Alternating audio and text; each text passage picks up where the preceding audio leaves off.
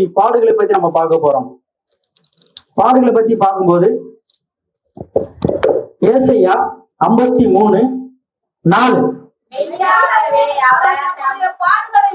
ஏற்றுக்கொண்டு நம்முடைய துக்கங்களை சுமந்தார், நாமும் தேவனால் அடிபட்டு பாதிக்கப்பட்டு சிறுமைப்பட்டவர் என்று எண்ணினோம்.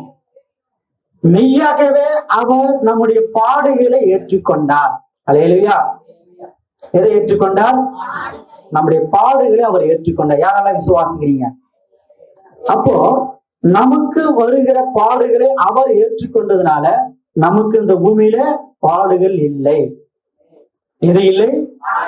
பாடுகள் இல்லை. அதான உண்மை. உண்மைதானே அது. சின்ன சின்ன பாடுகள் வரதான் செய்யும். ஆனா அது மேற்கொள்ள கர்த்தர் நமக்கு வழியை கொடுத்து இருக்கிறார். அவர் எப்படி மேற்கொண்டாரோ நாம மேற்கொள்ளத்தக்கதாக ஒரு விசேஷ கிருபையும் ஆவியை கொடுத்து இருக்கிறார். அதை கொண்டு நம்ம என்ன பண்றோம்? ஜெபிக்கிறோம். ஜெபத்தின் மூலமாக அந்த பாடுகளை என்ன பண்ண நம்ம ஜெயம் கொள்கிறோம். இல்ல, உலகத்துல உபத்திரம் உண்டு, ஜெயம் கொள்ளுங்கள், ஆனால் நான் உலகத்தில் ஜெயித்தது போன நீங்களும் என்று அவர் வார்த்தை மூலமாக நம்மளை ஆறுதல் படுத்துகிறார். எபிரேயர் 13:12 எபிரேயர் 13:12 அந்தப்படியே இயேசுவும் தம்முடைய சொந்த ரத்தத்தினாலே ஜனத்தை பரிசுத்த செய்யும்படியாக நகர வாசலுக்கு புறம்பே பாடுபட்டார். எங்க பாடுபட்டார்? எருசலேம் வாசலுக்கு அருகே, என்னது, நகர வாசலுக்குள்ளே புறம்பே பாடுபட்டார். வெளியில, வாசலுக்கு வெளியே அவரு பாடுபட்டார். என்ன பாடு நம்ம அறிந்திருக்கிறோம். வாரினால் அடித்தார்கள், சிலுவை தூக்க வைத்தார்கள், இல்லையா? இது அவருக்கு பாடுபட்டார். சிலுவை தூக்கிட்டு போகும்போது என்ன பண்ணாங்க? அவருக்கு சும்மா தூக்கிட்டு போல, சிலுவை தூக்கிட்டு போகும்போது கூட முதுகில் என்ன பண்ணாங்க? அவரை அடிக்க ஆரம்பிச்சாங்க. அந்த வலி அவரு தாங்கினார். சாதாரணமாக நம்மள வெயில நடந்தாலும் என்ன பண்ண, நம்ம சோர்ந்து போயிடும். காரணம் என்ன? யாரையும் திட்டம், நம்ம தேவையில்லாத வெயில வந்து மாட்டிக்கணுமே, எனக்கு இந்த நிலைமை தேவையா? இல்லையா? அந்த சின்ன பாடுகளும் நம்மள என்ன பண்ண முடியாது, சகித்து கொள்ள முடியல. உதாரணம் பார்த்தீங்கன்னா யோனா பாருங்க. யோனா என்ன பண்ணா? அந்த நினைவு படத்துக்கு போகும்போது கொஞ்ச நேரத்துல அந்த நிழல்ல உட்காந்து குளிர்ச்சியா இருந்தது. என்ன நிழல் அது? ஆமனுக்கு செடியில குளிர்ச்சியா இருந்தது கொஞ்ச நேரத்துல. அது பிறகு என்னது? அது நிழல் போயிடுச்சு, வெயில் வந்தோடனே அது அதனால தாங்க கூட முடியல, எரிச்சல் உண்டாயிடுது. அப்ப சின்ன பாடு, கொஞ்ச நேரம் பாடுகளை தாங்க முடியல. அதுதான் மனிதோட குணம். ஆனா ஆண்டவராக இயேசு கிறிஸ்து அப்படியேப்பட்ட வெயில்ல சிலுவையில சுமந்து கொண்டு, இல்லையா, போர் சேவர் மூலமாக வாரில் அடிக்கப்பட்டு என்ன பண்ணாங்க? அவரை கொண்டு சென்றார்கள். அது சாதாரண விஷயம். அது தாங்கக்கூடிய வல்லமை, கிருபை யார்கிட்ட இருந்தது? ஆண்டவராக இயேசு கிறிஸ்து இருந்தது. அல்லேலூயா. அவர் எந்த சிலுவை தூக்கின்னு போனாரோ,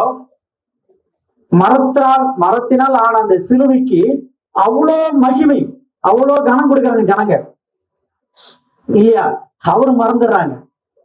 இயேசு சுமந்த அந்த சிலுவைக்கு அவ்வளோ மரியாதை. கழுத்துல சிலுவை போட்டுக்கிறாங்க, கீழே விழுந்துச்சு என்ன பண்றாங்க? அதை எடுத்து சுத்தம் படுத்துறாங்க. அப்புறம் போகும்போது வாழ்ந்து என்ன பண்றாங்க? சிலுவை அடையாளமும் போறாங்க. அப்ப பாருங்க, மரத்தினால் செய்யப்பட்ட அந்த சிலுவை இயேசு சுமந்ததுனால அந்த சிலுவுக்கு ஜனம் என்ன பண்றாங்க? கனம் உண்டாகிறது, மரியாதை கிடைக்குது, இல்லையா? எங்க பார்த்தாலும் சிலுவை அடையாளமும் போடுறாங்க. இயேசுவை காட்டிலும் சிலுவை தான் அடையாளமும் போடுறாங்க. அப்படி இருக்க இயேசுவே சுமந்து செல்ல நமக்கு எப்படிப்பட்ட கனம் கர்த்தர் கொடுக்கிறார் பாருங்க. அல்லேலூயா. இயேசுவே ஏற்றுக்கொண்டு அந்த இயேசு நம்முடைய சரீரத்துல உள்ளத்துல வந்த பிறகு மரத்தை காட்டிலும் மகிமை நமக்கு. உயிரற்ற மரத்துக்கு அவ்வளோ மகிமை ஜனங்கள் கொடுக்கிறாங்க. உயிருள்ள இந்த சரீரத்துல தேவனுடைய அபிஷேகம், தேவன் நம்ம ஏற்றுக்கொள்ளும் போது, அவர் நம்முடைய இருதயத்தில் வரும்போது, நமக்குள்ள வாசம் செய்யும் போது, நம்மை பார்க்கும் போது அவர் என்ன சொல்றாங்க? அவங்க நம்மை பார்க்கும் போது இயேசுவே நம்ம மூலமாக அவர்கள் பார்க்கிறார்கள். அல்லேலூயா. யாரெல்லாம் விசுவாசிக்கிறீங்க சொல்லுங்க இல்லையா? நம்மை பார்க்கும்போது அவர்களுக்கு ஒரு உணர்வு வருது, இயேசுவே நம்ம மூலமா பார்க்கிறாங்க அப்படின்னா நம்மளுடைய குணநலங்களை வச்சு நம்மளை நடக்க வச்சுதான் அல்லேலூயா அந்த மரியாதை கிடைக்குது. நீ எப்படியாப்பட்ட விசுவாசி இருக்கிறாய்? நீ கர்த்தரோட பிள்ளை இருக்கும்போது இவர்கள் கர்த்தரோட பிள்ளைகள், இவங்க ஜெபிக்கிறவங்க, இவங்க விசுவாசிகள், இவங்க நல்ல ஆவி உள்ளவர்கள், இவர்கள் நம்ம வீட்டுக்கு வரும்போது போகும்போதும் அவர்கள் பார்க்கும் போதெல்லாம் நமக்கு ஒரு சமாதானம் உண்டாகுது அப்படின்னு சொல்லணும் இல்லையா? அது காரணம் என்ன? இயேசு நம்மை ஏற்றுக்கொண்டதுனால, இயேசு நமக்குள்ள இருப்பதனால. சாதாரண பாருங்க, மரத்தினால் செய்யப்பட்ட அந்த சிலுவைக்கு அவ்வளவு மரியாதை தராங்க, கொடுக்குறாங்க இல்லையாங்க? உண்மைதானே அது? அவங்க புறஜாதியா இருக்கலாம், யாரால இருந்துட்டு போட்டோம், ஆனா அந்த சிலுவைக்கு மரியாதை கொடுக்குறாங்க பாருங்க. அந்த சிலுவை போட்டுன்னு இருக்கிறவங்களுக்கு ஒரு மரியாதை கொடுக்குறாங்க, ஒரு கணம் கொடுக்குறாங்க. ஏன்னு கேட்டாங்க, இயேசு அந்த சிலுவையில் அறையப்பட்டதுனால, மரத்தினால் செய்யப்பட்ட ஒரு சிலுவையில் அறையப்பட்ட அந்த மரத்துக்கு இவ்வளவு மகிமை உண்டாவதுனாங்க, நம்ம உயிரோடு இருக்கிற அவருடைய பிள்ளையா இருக்கிற நமக்கு, அவர் நமக்குள்ள வரும்போது எந்த அளவுக்கு கர்த்தர் நம்மள என்ன பண்ணுவாரு? கனம் பண்ணுவார். மக்கள் நம்மள கனம் பண்ணுவாங்க இல்லையா? அதுதான் சொல்ல வந்தேன். அப்படியே இயேசுவும் தம்முடைய சொந்த ரத்தத்தினால ஜனத்தை பரிசுத்த செய்யும்படியாக நகர வாசலுக்கு புறம்பே பாடுபட்டார். அல்லேலூயா. மத்திய சுவிசேஷம் 16ஆம் அதிகாரம், மத்திய சுவிசேஷம் 16ஆம் அதிகாரம் 21 வசனத்தை நான் வாசிக்கிறேன்.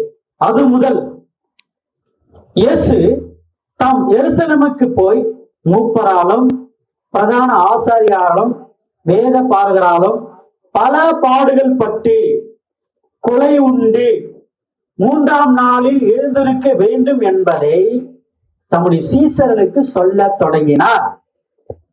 சொல்றாரு, சீசர்களே, நான் இவ்வளவு பாடுகள் பட போறேன். யாரால பாடுபட சொல்றாரு அவரு? யாரால சொல்லிக்கிறாரு அவரு? எருசலேமுக்கு போய் மூப்பராலும் பிரதான ஆசாரியாலும் வேத பாடுகளும் பல பாடுகள் பட்டு கொலை உண்டு. இப்ப இந்த மாதிரி நபர் எல்லாம் பேர் சொல்லிட்டு வராரு. அது அடுத்து நான் சொல்ல விரும்புறேன். அடுத்த கிளாஸ்ல இவர்கள் மூலமாக நான் பாடுபடுவேன், பாடுபட்டதை மட்டுமில்ல கொலை உண்டு, என்னை கொலை பண்ணுவார்கள். ஆனா நான் என்ன பண்ண, 3ஆம் நாளில எழுந்திருப்பேன் என்று வாக்கு கொடுக்கிறார். யாரு கொடுக்கிறார்? அவரு சீசர்களுக்கு சொல்லுகிறார். அப்ப அந்த சீசர்கள் இயேசுவை விசுவாசித்தார்களா இல்லையா? விசுவாசித்தாங்க. அப்ப பாருங்க, இயேசுவே அவர்கள் ஏற்றுக்கொண்டதுனால, இயேசுவே இவங்க சரீரத்துல சுமப்பதனால, யாரு? சீசர்கள் இல்லையா? ஆனா அந்த சீசர்கள் இன்னைக்கு என்னவா கொண்டாடுகிறோம்? புனிதர் என்று கொண்டாடுகிறோம். என்ன கொண்டாடுகிறோம்? புனிதர். 12 சீசர்கள் என்ன பேரு? இன்னைக்கு புனிதர் பட்டம் வாங்கிட்டாங்க.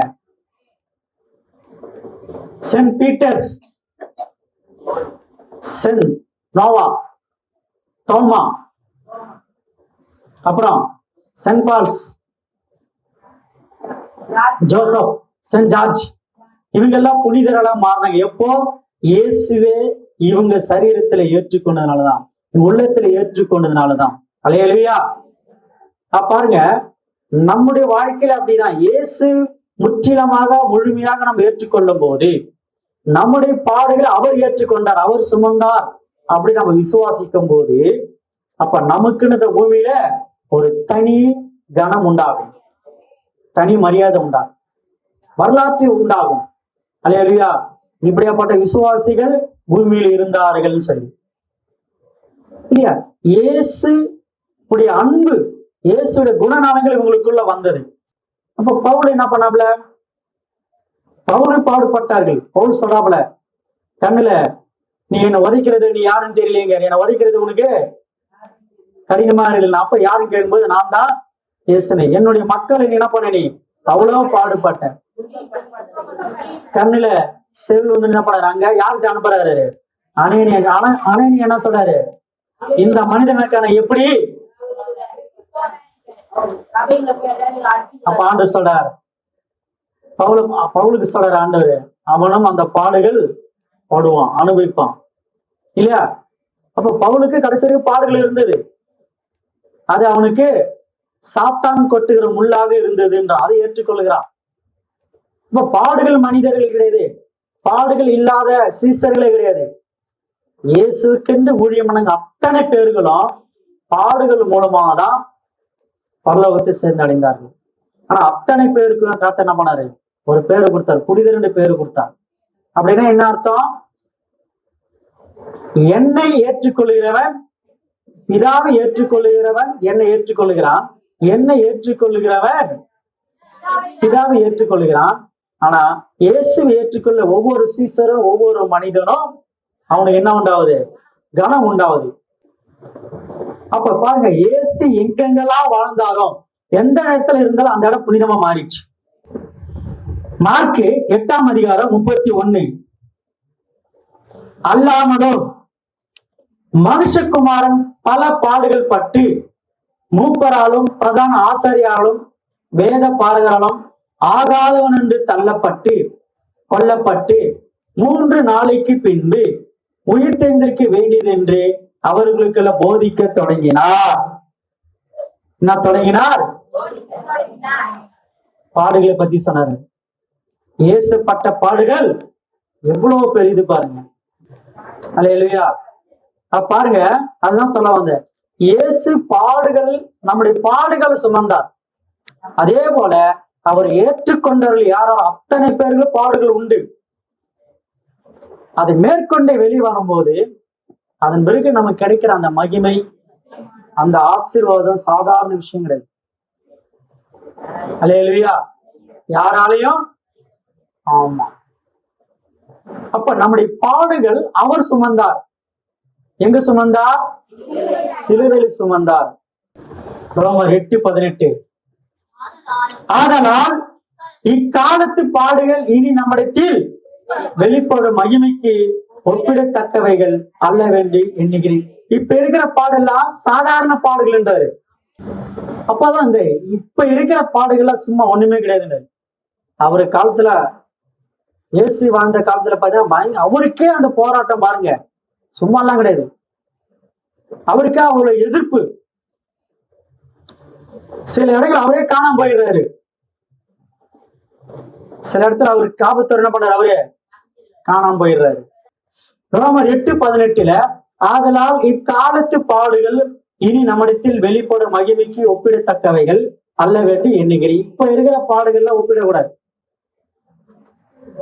2 கொரிந்தியர் 1:5. 2 கொரிந்தியர் 1:5. எப்படி எனில் எங்களிடத்தில் பெறுகிறது போல எங்களுக்கு ஆறுதலும் பெறுகிறது. கரங்களை தட்டி சோத்திரமானுங்க. பாடுகள் பெருக பெருக பெருக பெருக கூட என்ன வருது? ஆறுதலும் வருது. யாரெல்லாம் விசுவாசிக்கிறீங்க? எந்த பாடுகள், எது நிமித்தம் நம்ம பாடுகள் அதிகரிக்க அதிகரிக்க அதிகரிக்க கூடவே என்ன வருது? ஆறுதலும் வருது. என்ன வருது? ஆறுதலும் வருது. ரொம்ப முக்கியம் இந்த வசனம். கிறிஸ்தனுடைய பாடுகள் எங்களிடத்தில் பெறுகிறது போல கிறிஸ்துவினாலே எங்களுக்கு ஆறுதல் பெருகுகிறது. அல்லேலூயா. 1 பேதுரு 5:9. விசுவாசத்தில் உறுதியாயிருந்து அவனுக்கு எதிர்த்து நில்லுங்கள். உலகத்தில் உள்ள உங்கள் சகோதரத்தில் அப்படியேப்பட்ட பாடுகள் நிறைவேறி வருகிறது என்று அறிந்திருக்கிறீர்களே. உலகத்தில் உள்ள சகோதரர் யாரு? சகோதரத்தில் அப்படியேப்பட்ட பாடுகள் ஏற்கனவே சீசர்கள் மத்தியில சகோதரர்கள் யாரு? அல்லேலூயா. ஆண்டவர் ஏற்றுக்கொண்ட சகோதரர் எத்தனை பேர் நம்ம பார்த்து இருக்கிறோம்? ஆண்டவர் பிள்ளைகள் ஊழியக்காரர்கள் மத்தியில வேதத்தில் பார்த்தல பவுல பார்த்திருக்கிறோம், பேதுரு பார்த்திருக்கிறோம் இல்லையா? அவங்களுக்கு மத்தியில நம்ம ஒரு கிறிஸ்துக்குள்ள வெற்றியுள்ள வாழ்க்கை வாழணும்னா அந்த பாடுகள் கடந்துதான் அவங்க போறாங்க. அவங்களே நீங்க பாருங்க, அவர்களும் அந்த பாடுகள் என்ன பண்ணுது? நிறைவேறி வருகிறது என்று அறிந்திருக்கிறீர்களே. அப்ப நம்ம பாடுகள் கர்த்தர் எது மூலமா ஏற்றுக்கொள்கிறாரு? சிலுவின் மூலமாக ஏற்றுக்கொள்கிறார். அப்படி ஏற்றுக்கொண்டு என்ன நடக்குது பாருங்க. ஏசாயா 38:17. ஏசாயா 38:17. என் ஆத்துமா நேசித்து அழிவின் குழிக்கு விலக்கினீர், என் பாவங்களை எல்லாம் உமது முதுகுக்கு பின்னாக எரிந்து விட்டீர். யாரப்பா சொல்றாங்க? இயேசுக்கு முதுகுக்கு பின்னார் என் பாவங்கள்லாம் ஏற்றுக்கொள்வதில் எரிந்துட்டார். அவரு சுட்டெரிச்சுக்கிறாரு. அல்லேலூயா. நம்முடைய பாரத்தை அவர் ஏற்றுக்கொண்டார். அதனால சில வருத்தப்பட்டு சுமைக்கிறார்களே உங்களுக்கு இளைப்பாறுதல் தரும் அப்படின்னு நம்முடைய பாரம் என்கிற அந்த பாடுகள் அவருடைய முதுகுல என்ன பண்ணாரு? சுமந்து கொண்டார். அடுத்த வசனத்தை பாருங்க. யாத்திராகம் 23:27. எனக்கு பயப்படும் பயத்தை உனக்கு முன் செல்லும்படி செய்வேன். நீ செல்லும் இடமெல்லாம் இடமெங்கும் உள்ள ஜனங்கள் எல்லாரையும் கலங்கடித்து உன் சத்துருக்கள் எல்லாரையும் முதுகு காட்டு பண்ணுவேன். கரங்களை தடி சோத்திரமா. அல்லேலூயா. சத்துரு உங்க இடத்துல முதுகு கட்ட என்ன பண்ணுவீங்க? உன் சமையெல்லாம் என்ன பண்ண ஆண்டவர் அவங்க மேல தூக்கி வச்சுறாரு. உன்னுடைய பாரம் எல்லாம் முதல்ல தூக்கி வச்சுட்டு நீ ஓடு. என் பிள்ளை நீ கஷ்டப்படுத்துறீ இல்ல? என் பிள்ளை நீ கஷ்டப்படுத்துறீ இல்லையா? துக்கப்படுத்துறீ இல்லையா? சஞ்சலப்படுத்துறீ இல்ல? எல்லாத்தையும் நீ ஏத்துக்கோ. யாருக்கு கொடுக்கிறாரு? சத்துருவே நம்ம கையில ஒப்பு கொடுக்கிறாரு. அல்லேலூயா. இப்ப அவங்க சுமக்க போறாங்க. அல்லேலூயா. உபாகம் 4:35. உபாகம் 4:35. கர்த்தர் தேவன் அவரை அல்லாமல் வேறு ஒருவரும் இல்லை என்பதை நீ அறியும்படிக்கு இது உனக்கு காட்டப்பட்டது.